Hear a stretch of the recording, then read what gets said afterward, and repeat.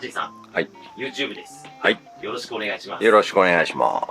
いやいやじゃないですね。す。いやいやじゃないです。やる気満々です。はい。よろしくお願いします。今日は梶井さんの経歴というか、はい。生い立ち等を聞いていきたいと思います。はい。今日はよろしくお願いします。よろしくお願いします。ホットビールに出会ったきっかけは何なんですか？ホットオイルに出会ったきっかけは、ここのお店というか建物からの始まりで、修理してる間に待ってる人が退屈しないように雑貨なんかとか本を並べて、っていうところの中にホットオイルがあって、たまたま自分でもアメ車を乗ってたりして、そこで共通点があってホットオイルを並べるようになって、で、そのうちにワンヤとなんか口コミなりなんなりで売れるようになって、まあミニカーの販売もしてみますかっていうところがスタートで初めて知ったきっかけ。自分でも乗ってたし、そのモデルがホットオイルでもあって、そこから横に広がっていろんなものを集め出して店になっちゃった、みたいな。あくまで自動車屋さんの待合室がいつの間にかホットウィールのお店になっちゃった。はい。そんなことなんですね。梶井さんが、カスタムを始めようと思ったきっかけって何なんですか？コレクターの時期から休みが結局日曜日とかに合わないんで、みんなが買いに行く発売日っていう時期に合わせられなくて、箱で買うようになっていて、そうすると漏れなく買えるから。で、今と違ってその時期っていうのは確実にこう漏れないものが全部入ってる箱で買えたから、並んで買いに行くよりもそっちの方が得だったかなっていう。そういう風に買ってると、その月々によって面白くない箱があるのよ。全体的になんか自分に刺さる車種がないなみたいな。そうすると面白くないわけですよ。なんか手持ちぶたさというか、自分のストレスを解消してもらえないというか。初めての時はね、70年のロードランナーだったかな、赤の。を見た時に、まだね、そのホットロッド、バッチリホットロッドっていうよりも、日本の文化としては、車高の高さは知能の低さみたいな感じで、低い車が、やっぱ未だにそうなんだけど、低い車ってかっこいいよねっていうのがあったんだけど、まあアメリカンマッスルだから結局前がちょっと下がってて後ろが上がってるっていうスタイルがほぼほぼ多かったから、これローダウンしたらかっこいいんじゃないかなと思って、たまたまその暇な時期というか、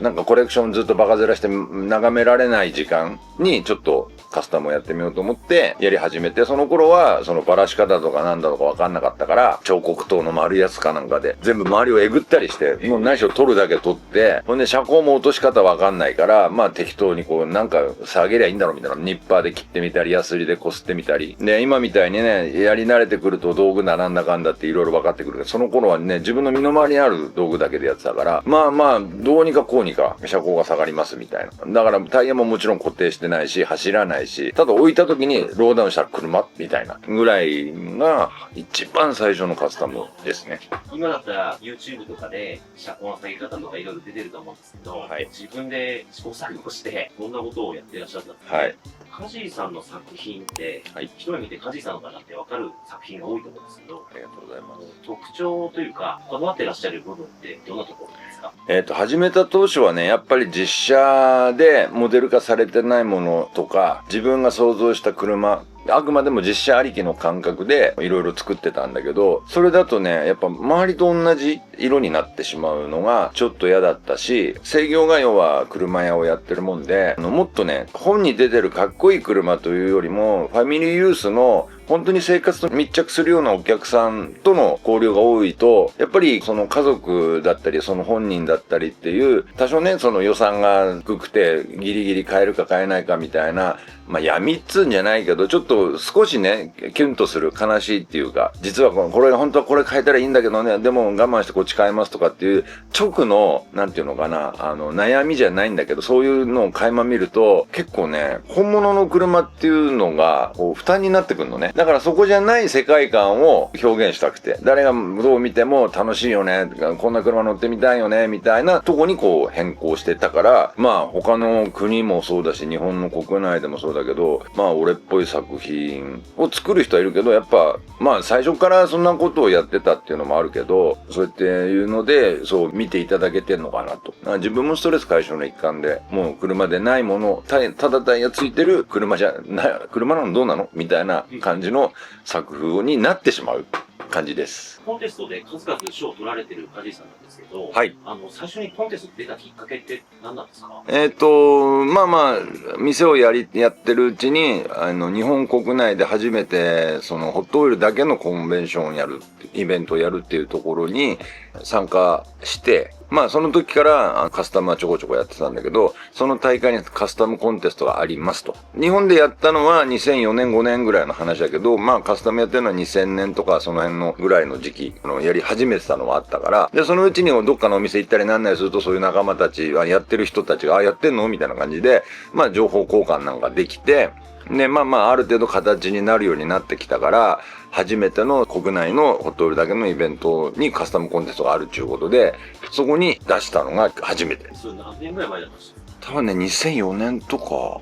じゃないかな。もっと前かな。多分2003年4年ぐらいの。10年以上前。そうですね。国内から広がって、世界の大会にも、アメリカの大会にも出場されてるんですけど、はい、アメリカの大会に出たきっかけって何なんですか？その日本で初めてのコンベンションをやった時に、それ毎年のようにやられてたんだけど、結局3年間ぐらいそのアメリカのホットオイルのカスタムを昔からやってる人で知らない人がいないぐらい有名な V マンっていう人がいて、ビーズ・モズリーっていうやつがいて、その人がまあキングオブホットオイルのカスタマイザーなんだけど、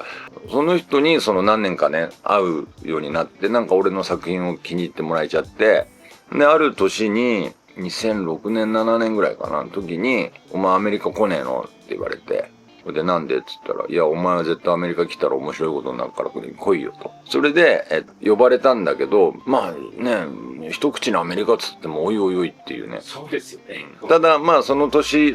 までに何人かの人たちが買い付けで行ってたりとか、そのコンベンション自体の話はちょこちょこ聞いてたから、ああ面白そうだな。でカスタムもコンテストがあって、その前にはその大阪のケンズアートのケンちゃんが日本人初で3位取ったという話も聞いてたりして、あ、じゃあちょっと言ってみようかな。で、ましてやその時に V マンがこっち来たら全部アテンドしてやると。飯もホテルの部屋も取れなかったら同じ部屋のえらいいいからぐらいの勢いで言ってくれてたから、あ、じゃあ行こうかなと。でも全部が全部おんぶに抱っこだと嫌だから、俺自身はホテルと飛行機なんかは自分で取って行くきっかけだね。すごくだから V マンにはお世話になったというか、背中押されたというか。最初どんなもの持ってったんですか？持ってったもんはね、まあ目立つものだね。目立つもの。うん。で、その経緯も結局行きましたと。ほんで、右も左も分かりませんと。まあ、あと2人の日本人と一緒に行ったんだけど、その時にはたまたまそれも運が良くて、俺は部屋が取れてたわけ。でもその人たちは部屋が取れてなくて、で、行くのなんて言われたから、あ、今回初めて行くんですけど、じゃあ俺らと一緒に行かないと、その代わり部屋シェアさせてくれって言われて、行くまでの経路とか、っていうのはすごく分かりやすかったし、安全に行けたわけね。なんだけども、その人たちはもう買い付けだったら表の違うことも含めて、朝からいなくなって。でも俺の場合は、V マンがいるから V マンにアテンドしてもらうのに、この1日ホテルのね、イベントを楽しめるのかなと思ったら、たまたま V マンが心臓のカテーテルの手術で、来てないと。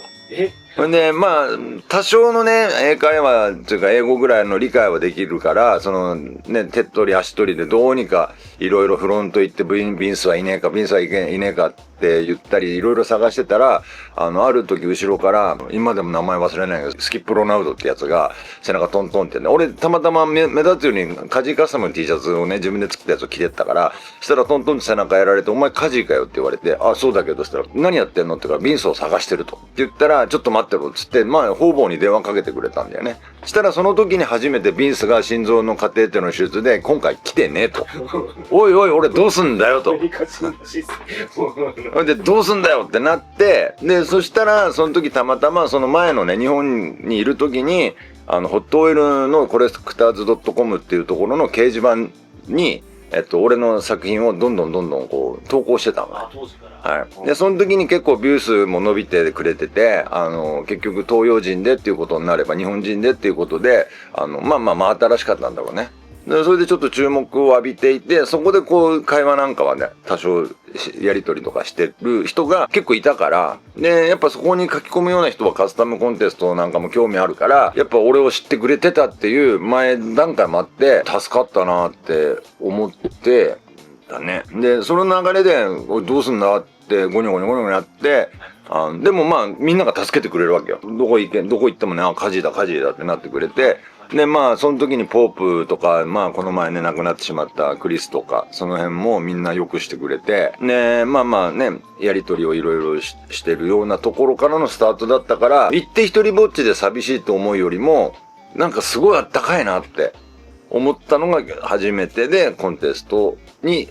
出場も難なく教えてくれるからね。結局、ここのタイムスケジュールを見て、この時間にこういう風にやるんだよ、みたいなことも手取り足取り、そういうアメリカ人から教えてもらったから、割とすんなりできて、行ったら行ったで今度、ビンスの、もう一人仲のいいね、俺ら日本人はね、みんなね、海兵隊みたいな頭してるから、海兵隊っていうあだ名をつけてんだけど、それがね、お前プロの、V マンがその時にプロのカテゴリーに出させろって言ってたからっつって、プロのカテゴリーに出さされたっていうのかな。あ、そうなんですね。本来はアマチュアのクラスでどっかのなんかの賞で取った人がプロのクラスに上がれるんだけど、まあまあお眼鏡にかかったというか、たまたま運が良かったのか、日本人が来たからには、やっぱね、ちょっと目立たしたいからプロのところにちょっとね、煽ってやろうか、みたいな感じの作戦があったのかもしれないけど、アマチュアの時代がなく、いきなりプロの、カテゴリーに出せる。やっぱ出すとき手震えたしね。そうですよね。で、まあ、見るとさ、みんながこう、よく見えちゃうわけよ。あと空気も違うでしょ。そうすると日本で何回かはコンテストは出してたものの全く空気が違うわけよ。これで日本の人と違って向こうはメキシコ人なんかの人なんかもいたりとか、本格的に自分がこれで飯を食ってこうとか、ちょっとしたお金を得てやろうっていう温度差がすごい違うわけよ。日本の人っていうのは割と趣味の延長で緩くやってますみたいな人も多い中で、そっちはもう割と本気なガッツガツのやつがいるのね。空気がね、やっぱ違うのよ。ほんでまあ今まで何年かやってたようなプロと言われるような人たちも、まあまあ空気は温和なわけですよ。俺らに勝てれるやついるみたいな。できるものやってみろみたいな。こうすごいこう何にも無言の余裕のあるマウントを取られるみたいな空気だし、下は下の方、まあ下っつうかいけないけど、僕と同じようなレベルの人たちもギリギリなわけ。もうガチガチなわけ。ほんでまあそんな中でこう出したのが思い出でね。結局それ1日じゃあ、ウィンマンさんはすっかりだからイベントの5日間はいなかった。でもあれですね、なんとかなったっていうことで。そうなったっていうのが初めてのアメリカ。それ忘れられない挑戦でしたね。ウィンマンさんは、はい、そう5日終わって帰るまで結局現れなかった。現れない。現れないですか、うん、次会った時はいつだったんですか？次の年。あ、そうなんですか。そう。で、それから5年間ぐらいは割と一緒だったかな。で、V マンはたまたまそのホップトオイルのコンベンションのカスタムの仕切りの一番偉い人をやってたから、まあ仕事中っていうね、まあコンベンション中は仕事中っていいかな。その仕事中には必ずピシッとしてるんだけど、夜になると飲み行くぞなんて言われて、で、飲み連れてってもらったり、部屋でカスタムの話したりとか、いろんなことをゴニャゴニャゴニャ夜は遊んでて、で、まあ、ちょっとね、時間が空けば、部屋を回ってたりとか、いろんなことをやってる感じで、3年5年は一緒だったね。べったり。なんかいろいろ教えてもらったし、そうだね。だからその人についてるような人たちだから、やっぱその当時のカスタムが上手い重鎮たちがいっぱいいて、やっぱりあの人中心に回ってて、このつながりが、まあみんなライバルなんだけど、結局いい感じの中でつながってたから、あの時はね、ちょっと面白かったかなっていう気がします。その海外で戦ってる時に、影響を受けた人とかっていますか？やっぱ V マン、まあ V マンは僕が出してる時に一緒に戦った時はないんだけど、もうその頃は隠居の生活ぐらいになったんだけど、やっぱその時はポープ、クリス、あたりかな。やっぱその辺が、あと6、8とか、まあまあ何人かいるんだけど、ボンシェーカーっていう人とか、まあ何人かいたんだけど、まあでも、この人と対等して戦おうと思ったら、まず勝てねえなっていうのをまず思った。グラフィックにしても塗装にしても何にしても、あ、この人たち相手に成功法で行ったんだったら絶対叶わないと。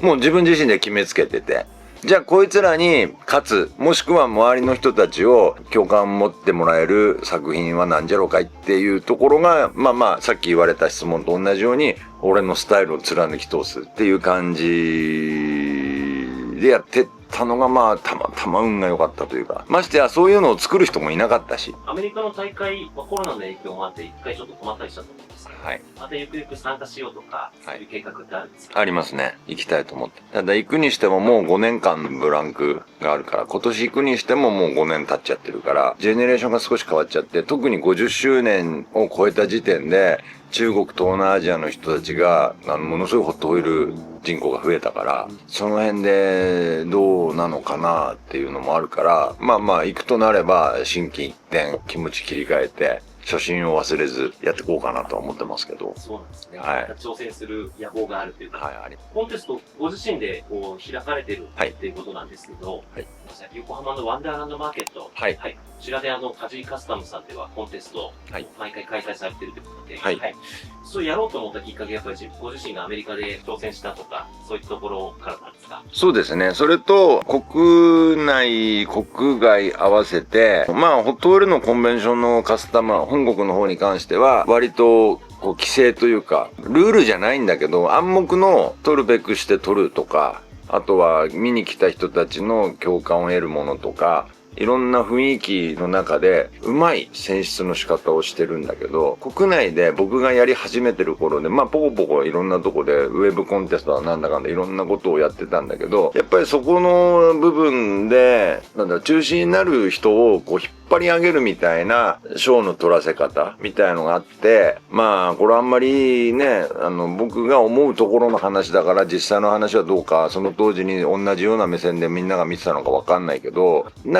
この組織的な感じの、ぐずついた感じのコンテストで出した人は大概ちょっとしたぶたれ感があったりとかっていう中を見てるときに公正健全でうまくできることないかなって思って自分の中では要は品評会、コンテストというよりも作った人が一堂に集めてみんな見せ合うみたいなところからの始まりだったんだけど、結局やっぱそこには一応ね、ただの品評会よりもね、いいなと思うものの順位をつけないといけないなっていうのがあって、その時から結局投票制にして、身内っていうかこっちのイベントのその提供する側は誰しもが選ばない。だからもちろん提供してる側も出れるし、一般の人も出れるし。で、みんなそれで一切合切で来てる人たちに投票してもらうスタイルを取れば、もう誰しもが公正公平だし。だからうち今までね、もう10年間やるけど、もう30回やるんだけど、その中だとやっぱうまく、ちょいちょい取る人いるわけですよ。もう名前も出てきてて、